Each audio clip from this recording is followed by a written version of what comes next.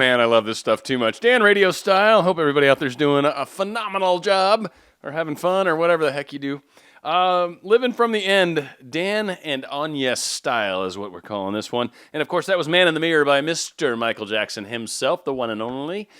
This is a very, very good episode, by the way. Living in the End, I think we both did an excellent job on this and mixed in some pretty awesome humor just to kind of keep it real and fun. Because ultimately, if you're not having fun in life, you're really missing the whole point.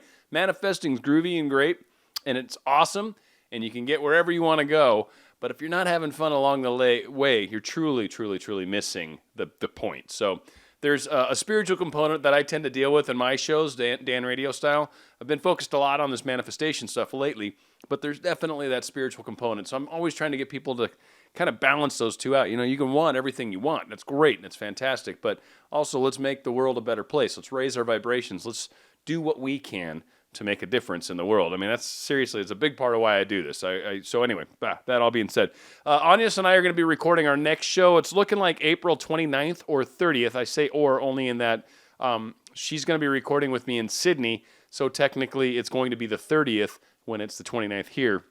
And for some reason, the friends I've got in New Zealand and in Australia, they I don't know if they find it as funny as I do when I ask them who won the basketball game tonight because they're in the future. And I just asked Agnes today in an email if they have cars in the time that she's at.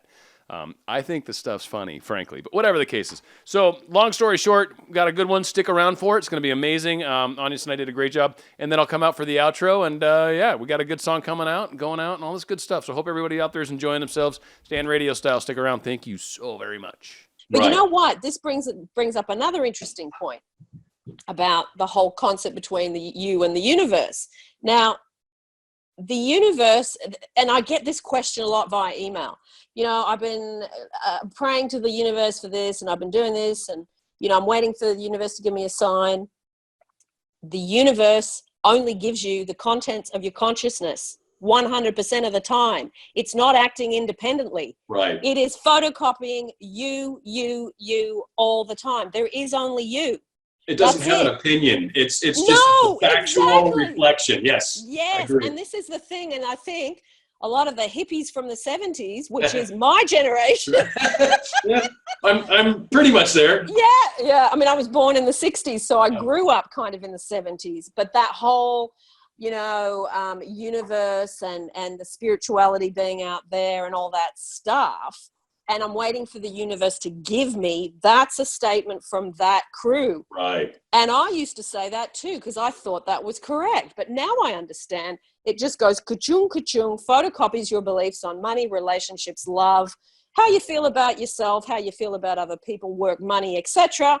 And then it gives you evidence. It's not actually acting independently and rewarding you or withholding from you anything. Right.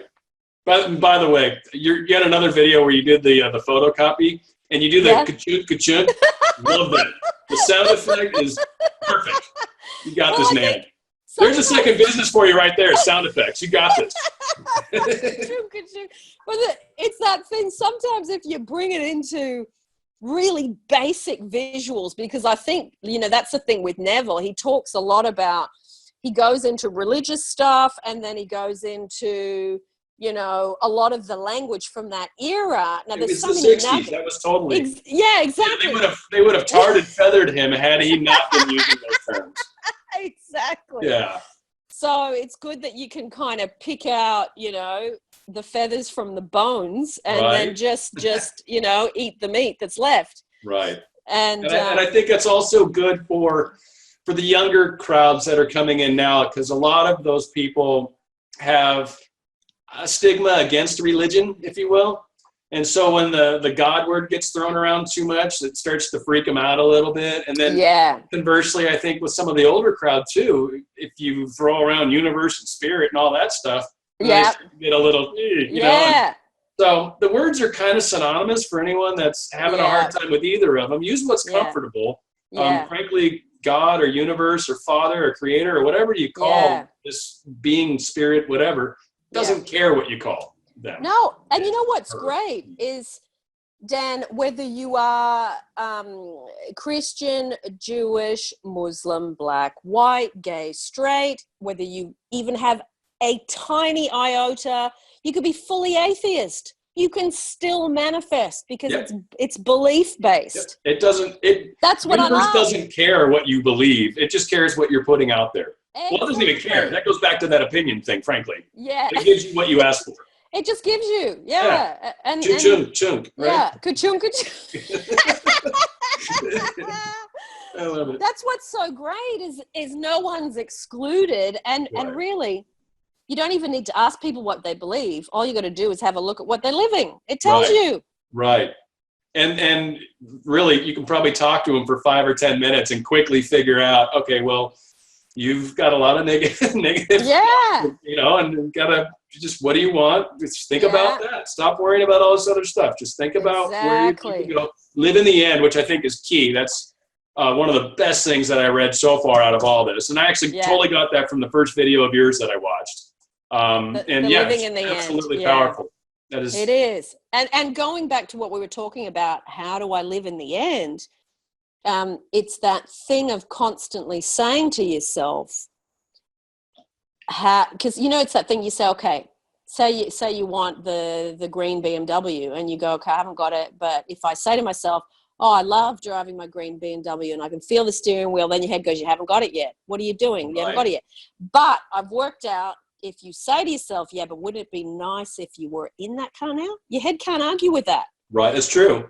So it also think too, for those that are having a hard time seeing it or believing it, go down and test drive a car. You got nothing to lose, and at least then you've got a real experience that you can say, yes, I can do this. I am in the car right now. And I totally agree, because it's that mind chatter that we have to learn to deal with, and that's really the parts that are slowing us down, if anything. I mean, it's in some cases dang near stopping us, but and sometimes, as Neville says, and this is the bit that he words really well, and we actually understand it in simple English, if you keep thinking of something, you can do that for 10 years and it will never ever get you what you want. You have to start thinking from it. Now, how do you do that? Like you said, you go into the car, you test drive it, so when you leave the car yard, you go home, you go to bed, you close your eyes, and you remember the smell. You activate the controlled, vivid imagination, the eyes, how it smelled. You remember where the radio's at, what it felt like to hold the wheel. I mean, the power pushing you back, and it becomes very real that when you're trying to imagine living in the end and driving this car around, you know exactly what it feels like to drive that car around. Exactly. And that's how you live in the state of having. And that phrase you did, I hadn't heard that yet, but that is beautiful. Thinking of something versus thinking from something. That's very profound and stated so simply. Well, and that's a Neville thing that he always says, you stand in the position of from. So you look back at yourself not having it. That's where you got to go. Yeah, that's true. Okay. It's a different vantage point mentally. So you're saying look back or look forward? You're looking back. Okay. So what you got to do is, if you're thinking from having the car, you are literally in the car, driving the car, smelling the car, hearing the radio, feeling the leather seats. Now, when you are in that imaginal state, you think to yourself, you've got your eyes closed, you're in imagination, and you say, God, remember when I didn't have this car? Okay. Yeah, that makes perfect sense. Yeah. So that's how, but it's weird because you got to not go back. You got to not go back to person without car. Right. Yes. Yeah. Okay. That's kind of confusing in its own right, but it does make sense. Yeah, like I know. Paradox. This is the kind of Neville black belt next level of imagination. Yeah. That is awesome. So, okay. Yeah. No, do you want to go through it again? Does it make sense? Please. Okay. If not just for me, probably for others, because I think that's a huge point.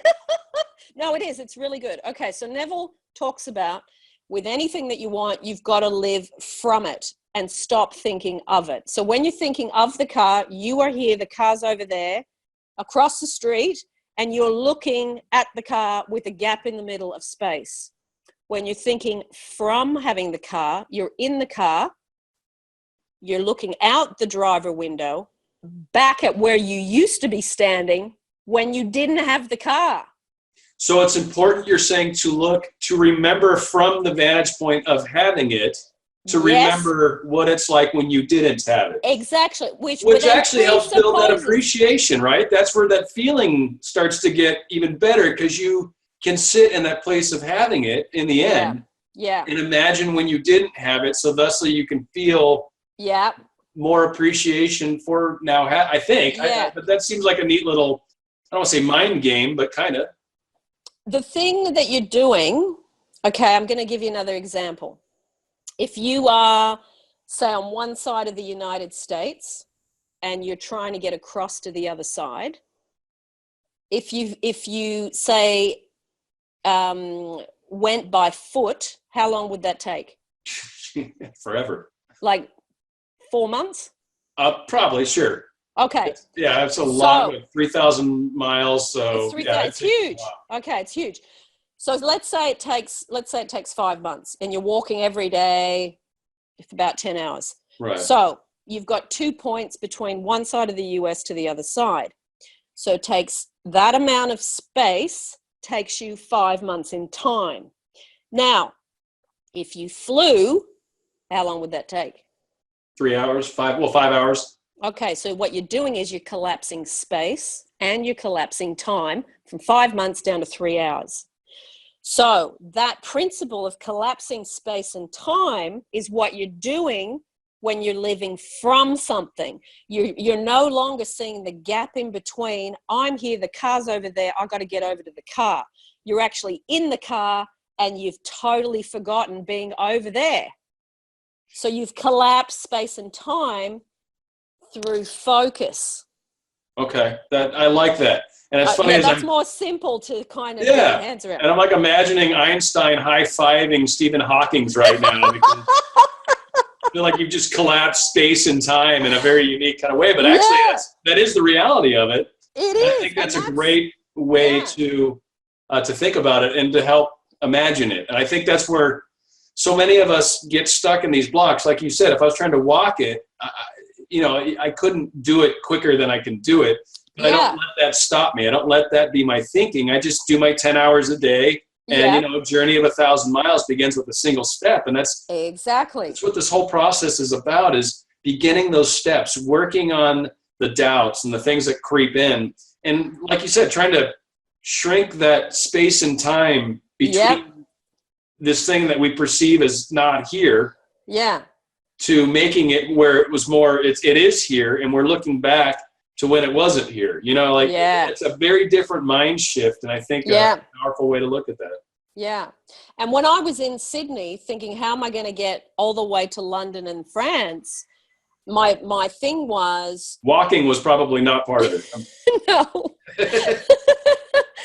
But it was collapsing in my head, the space and the time. And I was also collapsing beliefs around money. Right. So it was that thing of, okay, because I had this thing in my head, I was going to do it 4 times a year. Now, I did that last year. I did 4 trips in 1 year, and I fully paid for everything in advance because I didn't want to have, the whole debt concept is no longer a thing for me. Nice. It's like debt exists because you don't believe you can create money. And credit cards exist because you believe you can't create money. And loans exist because you believe you can't create money. So I thought, I've got to get better at believing that I can create money for everything. So I thought, okay, I'm going to pay for these trips. I'm going to go 4 times. I'm going to collapse that space and time.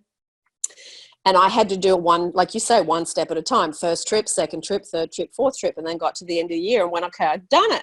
So it's applying the living from it. Because when I was in Sydney, I'd be laying in the bed in London or laying in my bed in France at my auntie's house. So I could easily access the images because I've already been there. The first trip was the hardest because I hadn't been there. So it was practicing. This is not hard. This is easy. It's only a 24-hour trip. I get there really fast. it's only one, it's 2 flights, it's 24 hours, it's not a big deal. So I've kind of brought it down to size and started living whichever bed I was in. I'd be thinking about the other bed I was going to go to. And then I'd be in that bed, in imagination, bed number 2, looking back at bed number 1 and going, wow, I love this. That is such, I love that look. And I think the other thing that's really cool for your listeners and probably mine too, it's the fact that these are like, we're real people too, you know, like we're through this stuff as well. We're just sharing what we've come to find as a reality. And as we've done it a little bit longer, we've become more comfortable and we're sort of expanding our horizons more and more and more. And, you know, where you and I are going to be manifesting stuff in 10 years from now is going to be vastly different than where we are right now. Yes. So again, for a lot of the people that are newer into this, it's okay. Keep at it. We struggled early on too. And we still struggle now. Yeah. We still have our moments. Yeah, we do. And I mean, I read Neville and I didn't do anything much for the first 3 years. I read it and went, oh, I love that. I love that. I love that. But my life was still completely stuffed in pretty much every area. Right. And then it was like, okay, now I've read it and I've read it and I've read it and I've understood it. Now let's put in the practical. And, you know, in every book, he repeats similar things. Live in the wish fulfilled. Live from it. Don't think of it.